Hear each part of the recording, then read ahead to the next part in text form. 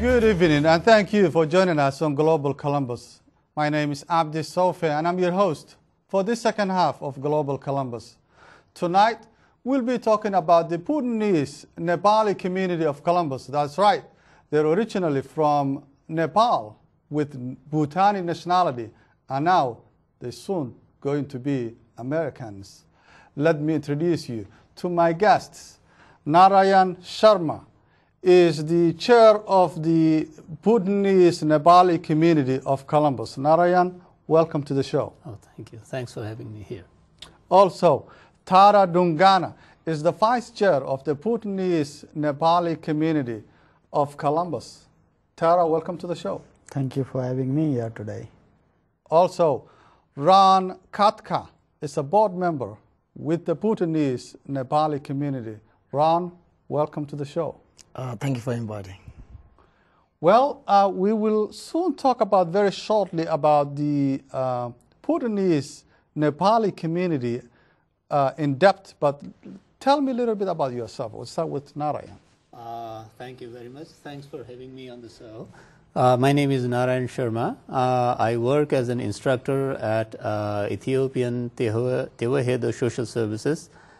And I'm originally from Bhutan, and I lived for almost 16 years in Nepal before I came to the United States in the refugee camp. And I have been here for the last 2 years. I came in May 2010. So it's a new experience. So thanks, Abdi, for giving us this opportunity to be here in the show and exploring ourselves. Thank you very much. You're very welcome, sir. So Tara? I am Tara Dungana. I left Bhutan at the age of 11 with my parents. I didn't know then why I was leaving the country. After having spent my life of almost 20 years in the refugee camp, one of the refugee camps in Nepal, I am here in Columbus for almost 3 years now, and I'm very glad to be here today. Thank you, Abdi. I'm glad to have you in Columbus as well. Thanks. Ron, tell me about your story. My name is Narayan Sharma, and I left Bhutan when I was 7 years old, and that was in 1992, June 3rd. So I came to Nepal with my parents, and I spent the most potential part of my life as a refugee, and I spent like 18 years in refugee camp, and I came to United States last June 2011, and it is like 1 year. So it is new experience. The life in Asia and life in America is quite different. So it's a good experience, and thank you. So I'm glad to be here in America now. Absolutely. I hope the difference is a very good difference. Let's start with the question of identity. Bhutanese, Nepali, and also soon to be an Americans. How long did your community live in Bhutan? Are you a Bhutanese or Nepali? Tell me about your story. Okay, let me step in on this question. Yeah, I have been facing this question a couple of times. Even, when I go and talk somewhere, they say, are you Bhutanese, Nepali? Is it the same country or a different country? So it has been again and again I have to explain the same question. We are Bhutanese, but we speak Nepali. Nepali is the language, and Bhutanese is our nationality, identity. So we originally, it was almost 300 years. I don't exactly know the history, but still, that the few hundreds of people from Nepal were taken to Bhutan for its development, for in the field of infrastructure, and then they started living there. So for 5-6 generations, and even my great grandfather was born in Bhutan. So that is the history that I know, but I don't know whether it's am I true or not, but still that is what I know. And I was born there. I stayed for almost when I forgot even 15 or 16 when I left. Yeah, I was a boy. Then I had to quit the country, and then I was in Nepal. So to make it very specific and clear, Bhutanese is our nationality, and Nepali is the language that we speak. Is it only a language or ethnicity? Yes. Tara? Let me just elaborate here a bit on my conscience. I was going through one of the historical document written by one of the professors in Nepal. It says that the first Nepali speaking guy, or in other words, group of people, was taken by Zabdrung, who is the modern founder of Bhutan, in other words. Was the king? No, he is a religious guy. What do they say in their term? Monk. Monk. A religious head. Who even has migrated from Tibet to Bhutan. And in the years 1864, he went to Nepal, because Nepal shares almost all the same cultural aspects that Bhutan does, because most of the population, a good chunk of population of Nepal also believe on Buddhist philosophy. So my understanding is Buddhist was or had a history longer than in Nepal than in Bhutan. So the stupas they called in Nepal and Bhutan were built by the Nepalese architects. So this Zabdrung came to Nepal to take back some of the artists, the architects, to build some of the religious stupas in Bhutan. That's how the Nepalese population then started, or the history says that that's how Nepalese population happened to be in Bhutan for the first time. So our forefathers were there in Bhutan since 1864. Generations. Generations. I would imagine it's 5 generations. They were originally brought as skilled labor to build buildings and architecture. The religious buildings, the cultural buildings. Now, move fast forward to early, late 1980s, when most of the populations were evicted by the government. What basis were the government used to justify, to classify this community that had the origin Nepali language and ethnicity, to force to drive out those communities out of Bhutan?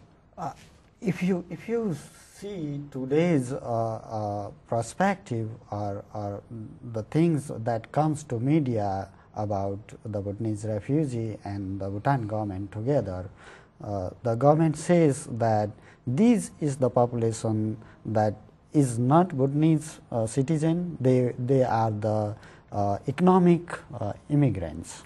In other words, they say they came here to work in Bhutan. But as I say earlier, if you see the history, then in 1864, the ruling body of Bhutan came to Nepal and proposed the then king of Nepal to have some of his good architect go there and build monasteries and stupas that they were doing there. So strict rules were imposed. I mean, the community must have had schools, temples, identifications. What happened? What's the property? So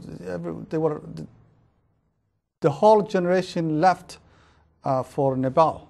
Tell me more about Ron. It was like that. Like Mr. Tara said, one of the group was brought from Nepal to Bhutan by Zabdrung in 1816, and the treaty was signed between the government of Nepal and the government of Bhutan, let's say Jabdung, and the government of the ruler of Nepal was Ramsa at that time. And the treaty they signed at that time says that the people taken by the government of Bhutan are like the Bhutan government is going to make them as a permanent resident of Bhutan. And the treaty says that the Bhutan government promised them to give land and citizenship and something like that. So, and they were especially kept in the southern belt of the Bhutan, where there was like dense forest, and it was not developed. A malaria affected region. Yeah.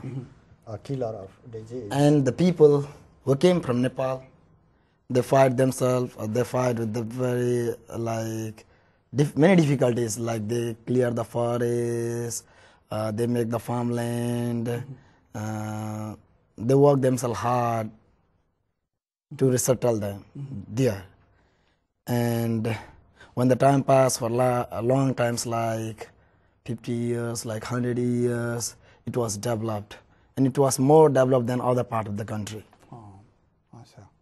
And as it is also now, as it is flat, it is good for cultivation, farmland, so that helps them to develop themselves, you know. Okay. How it is feel like to lose the citizenship of your own country where you lived for 5 generations and sent back to a country where, though your forefathers came from Nepal and then get rejected from Nepal as well and became refugees in Nepal?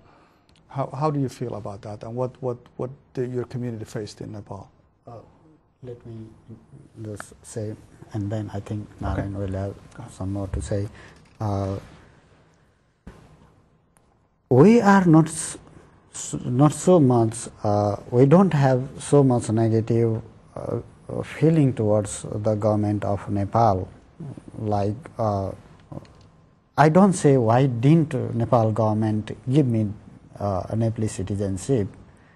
Should the Nepal government be ready to do that, I would not just accept that, because I am a bona fide citizen of Bhutan. I was born in Bhutan, my father was born in Bhutan, my great-great-grandfather was born in Bhutan. So that's why I think the refugee camp stood there for 20 years. To wait to return to yes, Bhutan. The sole objective was to get back to Bhutan, to the homeland, in other words. And it was like, when you turn around and see now, it was like a hopeless life, because the government of Bhutan was not at all ready to take us back as its citizen.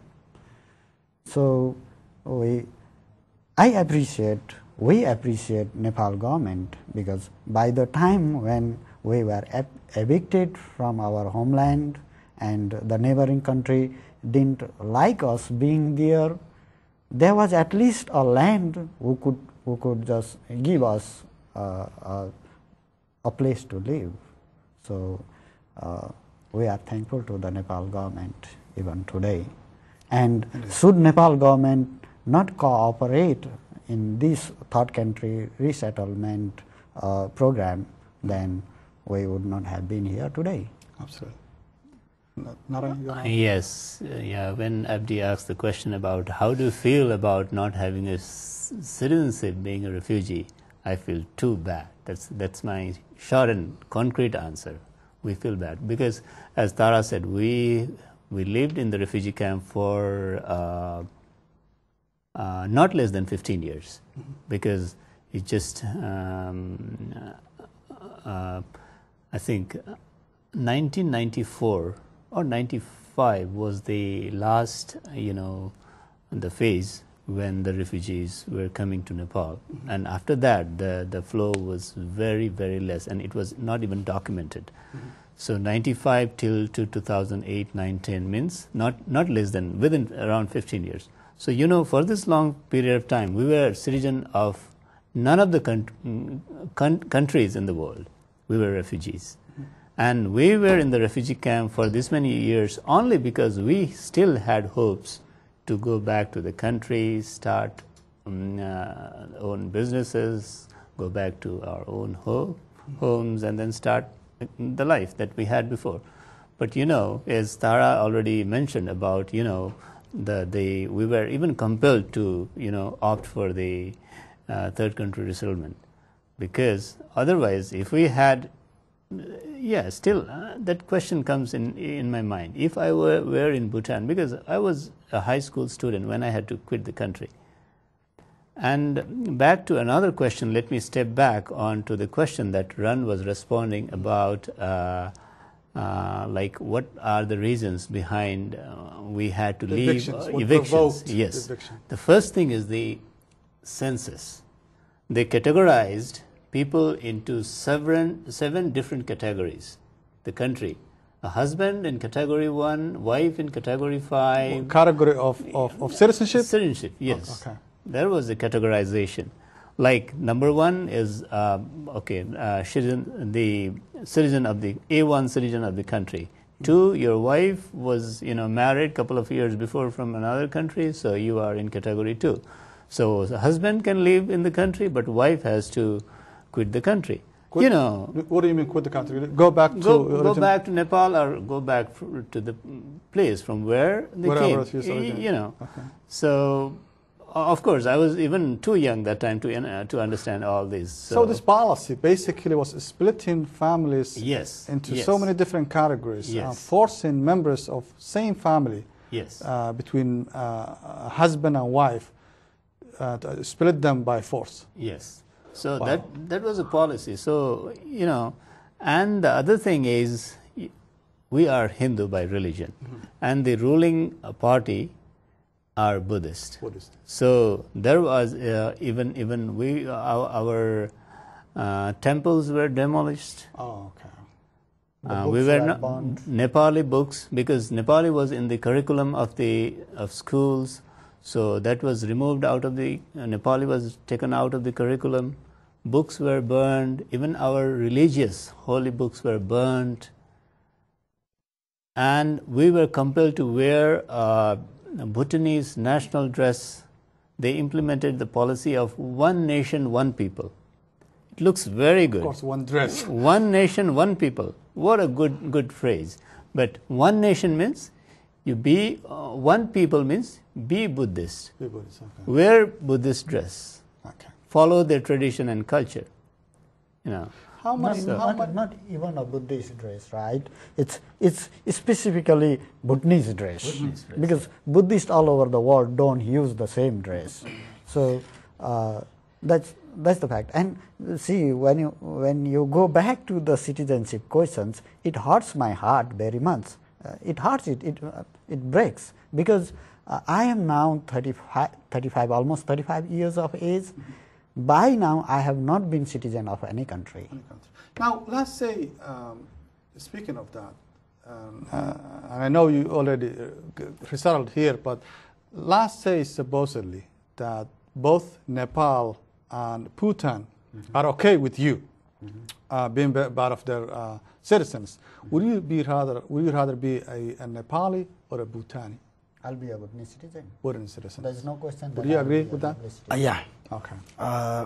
As Narayan was saying that Nepalese, Bhutanese, the Nepalese who live in Bhutan were forced to leave the country or compelled to follow the Buddhism, not only from one aspect, but from every angle. By religion, we are Hindu, we already said. So we have our own system of life, we have our own lifestyle, our temple were demolished, and we don't like to do something, but we were forced to do. Forced to do. Yeah. Indeed.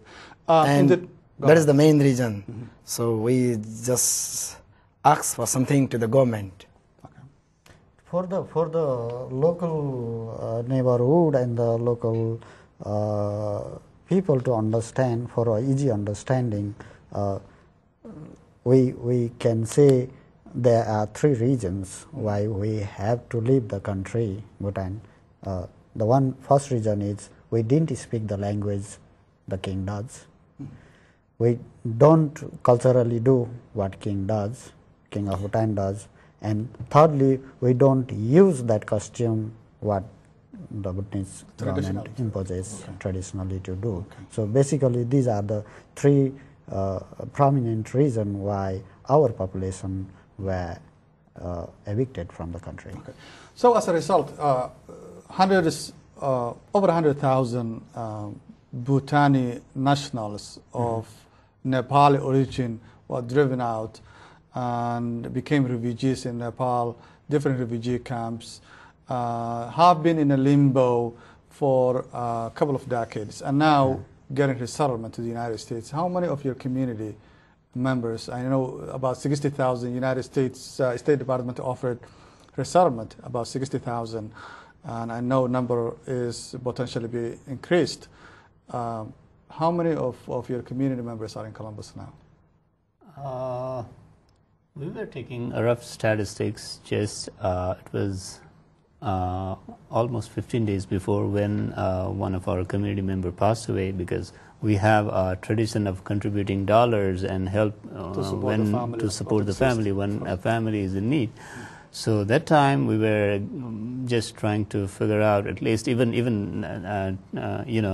so it shows close to 3,000, and now since almost every day a family or even more are coming, so I say it's more than 3,000. The question could come here like, you being the member of the community, why don't you say the exact figure of the population? The reason behind is like, there are resettlement agencies who does resettlement of Bhutanese refugees now in Columbus. There are 3, and the major population of the community that's vigorously growing here is not that population that's being directly resettled here in Columbus. The secondary immigration.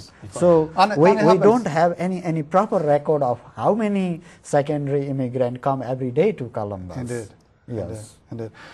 And the good thing is, not even a single family has moved out of Columbus. Oh yeah. That's the good. What's special with Columbus? I don't know. This is something special. I think there are some specialties like the climate.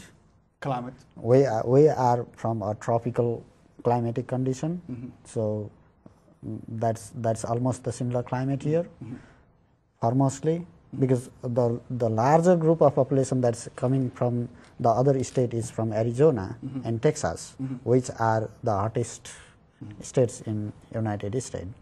Secondly, the cost of living, the house rent, the foodstuffs, the price of the foodstuffs are comparatively cheaper, I think. Affordability, okay. Yes, affordable here in Columbus.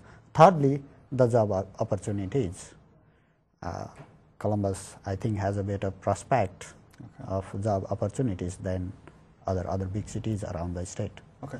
Now, like any other refugee community, when such a long period in refugee camps, health issues, psychological issues, with the hardship of the refugees, what are the psychological problems that are associated with the hardships? What's the symptoms, the community issues, as far as you know? In a single sentence to answer your questions, by now, 16 people who have been resettled in United States alone. We don't have a long history of resettlement. The resettlement started in the late half of 2008. By now, 16 people have already killed themselves. So you can just understand the type of desperate situation people are going through in the new land here. What stand out as far as the problems community members, the newcomers face, especially with your culture? Nobody knows better than as a community leader. What do you see the most? Go ahead. Go ahead. As a youth, what I must say is that there is like two groups of people in our community. One who can speak and understand English and communicate and exist themselves with the surrounding here in America. But the other group we have is that group which cannot speak and understand English.